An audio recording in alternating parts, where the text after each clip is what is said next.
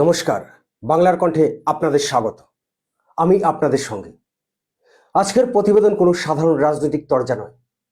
আজ আমরা এমন একটা বিস্ফোরক তথ্য আপনাদের সামনে নিয়ে এসেছি, যা আগামী দিনে পশ্চিমবঙ্গের রাজনৈতিক মানচিত্রকে উলটপালট করে দিতে পারে। আপনারা জানেন, 2026-এর মহাপ্রলয়ের পর রাজ্যের রাজনৈতিক সমীকরণ পুরোপুরি বদলে গেছে। পতন ঘটেছে দীর্ঘদিনের শাসক দলের, আর মসনদে বসেছে ভারতীয় জনতা পার্টি। কিন্তু খেলা কি এখানেই শেষ? একেবারেই নয়। পর্দার আড়ালে এবার শুরু হয়েছে এক ভয়ঙ্কর খেলা। পশ্চিমবঙ্গের প্রায় 30% মুসলিম ভোট ব্যাংক, যা এতদিন একটা নির্দিষ্ট দলের শক্তির প্রধান উৎস ছিল, তৃণমূলের পতনের পর তারা এখন রাজনৈতিকভাবে কার্যত অভিভাবকহীন। আর ঠিক এই শূন্যস্থানকে হাতিয়ার করতে ময়দানে নেমে পড়েছে এক নতুন অক্ষ। আজ আমরা কথা বলবো সেই অশুভ এবং অত্যন্ত গোপন ব্লুপ্রিন্ট নিয়ে, যা দিল্লির অলিন্দ থেকে উপার বাংলা পর্যন্ত কাঁপন ধরিয়ে দিয়েছে। খবর আসছে, কলকাতার বাংলাদেশ হাই কমিশনের বিশেষ ব্যবস্থাপনায় অত্যন্ত সংগোপনে কলকাতায় পা রেখেছেন উপার বাংলার জামায়াত ইসলামের দুজন শীর্ষস্তরের তাত্ত্বিক নেতা।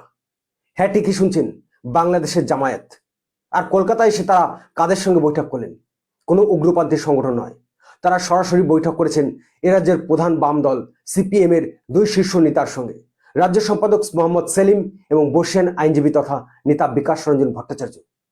অনেকেই চমকে উঠতে পারেন, ভাবছেন এ তো উত্তর মেরু আর দক্ষিণ মেরুর গল্প।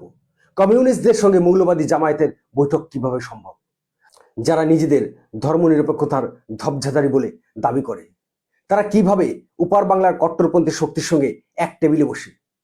এই উপমহাদেশে কমিউনিস্টদের ধর্মনিরপেক্ষতার সংজ্ঞাটাই যেন একটু আলাদা। ইতিহাসে চোখ ফেরালে দেখা যাবে, ধর্মের ভিত্তিতে ভারত ভাগের যখন দাবি উঠেছিল, তখন এই কমিউনিস্টরাই কিন্তু সেই দাবির পাশে দাঁড়িয়েছিল। আর আজ বাংলাদেশের সাম্প্রতিক রাজনৈতিক পট পরিবর্তনের দিকে তাকালেও একই ছবি দেখা যাবে। শেখ হাসিনার পতন ঘটাতে ওখানকার বামপন্থীরা কিন্তু জামাত এবং কট্টরপন্থী দলগুলোর সঙ্গে হাত মেলাতেও দ্বিধাবোধ করেননি। তাই জামাত আর সিপিএম এর এক টেবিলে বসাটা রাজনীতির ময়দানে অসম্ভব কিছু নয়। কিন্তু প্রশ্ন হলো, সুজন চক্রবর্তী বা বিমান বসুর মতো নেতাদের ছেড়ে কেন জামাতের বিশেষ পছন্দ বিকাশ রঞ্জন ভট্টাচার্য? মোহাম্মদ সেলিম তো না হয় সংখ্যালঘু সম্প্রদায়ের প্রতিনিধি এবং জামাতের বিশ্বাসভাজন হিসেবে পরিচিত, কিন্তু বিকাশবাবু কেন? 2015 সালে কলকাতার ধর্মতলায় এক প্রকাশ্য গোমাংস ভক্ষণ উৎসব বা বিফ ফেস্টিভ্যালের আয়োজন করা হয়েছিল। সেখানে বিকাশ রঞ্জন ভট্টাচার্য নিজে উপস্থিত থেকে সবার সামনে গোমাংস খেয়েছিলেন। ধর্ম নিরপেক্ষতার নামে সেদিন কিন্তু মেনুতে শূকরের মাংস রাখা হয়নি, যা ইসলামে নিষিদ্ধ। জামাত ও কট্টরপন্থী শক্তি মনে করে বিকাশবাবু তাদের ধর্মীয় আবেগের পাশে দাঁড়িয়েছিলেন। আর ঠিক এই কারণেই এ রাজ্যে বিজেপি বিরোধী লড়াইয়ে হিন্দু মুখ হিসেবে জামাতের কাছে বিকাশবাবুর গ্রহণযোগ্যতা সবচেয়ে বেশি। এবার আসা যাক আসল তথ্যে।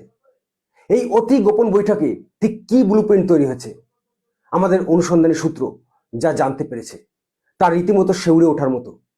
বৈঠকে মূলত 3টি বড় চুক্তি হয়েছে। প্রথমত, রাজ্য বিজেপির রথ থামাতে সিপিএম এর নেতৃত্বে একটা সর্বাত্মক বিজেপি বিরোধী ফ্রন্ট খোলা হবে। কংগ্রেস, আইএসএফ এবং বাকি শক্তিকে এই এক ছাতার তলায় এনে মুসলমানদের বোঝানো হবে যে তৃণমূলের অবর্তমানে বামপন্থীরাই তাদের একমাত্র রক্ষাকর্তা। আর দ্বিতীয়ত, উপার বাংলা থেকে জামায়াতে ইসলামী এই বাম আইএসএফ জোটকে সম্পূর্ণ লজিস্টিক্যাল এবং কৌশলগত সমর্থন দেবে। ওপার থেকে নির্দেশ আসবে এ রাজ্যের মুসলিম ভোট ব্যাংক যেন কোনোভাবেই বিভক্ত না হয়ে সরাসরি বামেদের দিকে ঘোরে। এবং তৃতীয়ত, যা সবচেয়ে ভয়ঙ্কর, তা হলো অর্থায়ন বা ফান্ডের যোগান। আপনারা জানেন, টাকা ছাড়া বর্তমান দিনের রাজনীতি অসম্ভব। বাংলাদেশের যেভাবে হাসিনা সরকারের পতন ঘটানোর জন্য আমেরিকার ডিপ স্টেট বা জর্জ সোর্সের মতো শক্তির টাকা জামাতের মাধ্যমে ঢুকেছিল, ঠিক একই চ্যানেলে এবার এ রাজ্যেও কোটি কোটি টাকা ঢুকানোর পরিকল্পনা করা হচ্ছে। উদ্দেশ্য একটাই, বিজেপি বিরোধী লড়াইকে যে কোনো মূল্যে তীব্র করা। জামাত এবং বামপন্থীরা খুব ভালো করেই জানে 2026-এ রাজ্যে হিন্দু ভোটের যে মেরুকরণ হয়েছে তা সাময়িক। বামেদের ধারণা, বিজেপির প্রতি মানুষের এই মোহভঙ্গের হানিমুন পিরিয়ড কাটলেই বাঙালি আবার বামপন্থার দিকে ঝুঁকবে। আর সেই সুযোগেই উপার বাংলার মৌলবাদী শক্তি এ রাজ্যে নিজেদের আধিপত্য কায়েম করতে চায়, যার চূড়ান্ত লক্ষ্য সেই পুরনো স্বপ্ন, গ্রেটার ইসলামিক রিপাবলিক।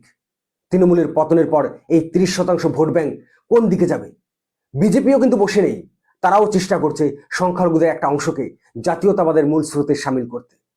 কিন্তু জামাত সিপিএম এর এই গোপন আতাত যদি সত্যি সফল হয়, তবে আগামী দিনে পশ্চিমবঙ্গের পরিস্থিতি কোন দিকে যাবে তা ভাবলে শিউরে উঠতে হয়। আজ বাংলার কণ্ঠের মঞ্চ থেকে আপনাদের কাছে আমাদের প্রশ্ন, ধর্মনিরপেক্ষতার মুখোশ পরা বামপন্থীদের এই জামাত প্রীতি কি আপনারা মেনে নেবেন?